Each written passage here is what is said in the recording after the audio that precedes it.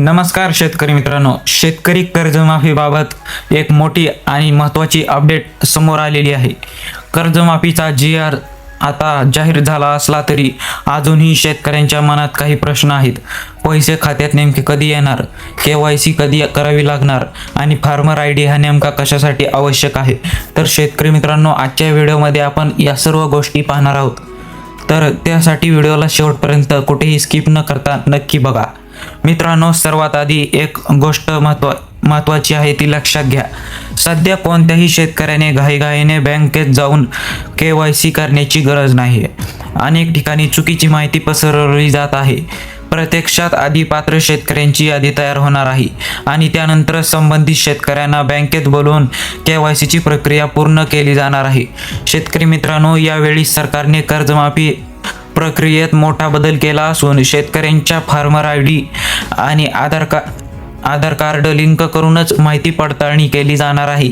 यामुळे बनावट लाभार्थ्यांना आळा बसेल आणि खऱ्या शेतकऱ्यांनाच लाभ मिळणार आहे. शेतकरी मित्रांनो, सध्या सहकार विभागाकडून कर्ज खात्यांचे ऑडिट सुरू आहे. प्रत्येक खात्याची तपासणी करून पात्र आणि अपात्र लाभार्थ्यांची अंतिम यादी तयार केली जात आहे. ही प्रक्रिया पूर्ण झाल्यानंतरच कर्जांचे वेगवेगळ्या गटांमध्ये वर्गीकरण केले जाणार आहे. यामध्ये 2 लाखाखालील कर्ज, 2 लाखावरील कर्जे, जुनी कर्जे आणि प्रोत्साहन अनुदानासाठी पात्र शेतकऱ्यांचा समावेश असेल. आता शेतकरी मित्रांनो, सर्वात मोठा महत्त्वाचा प्रश्न म्हणजे पैसे कधी मिळणार.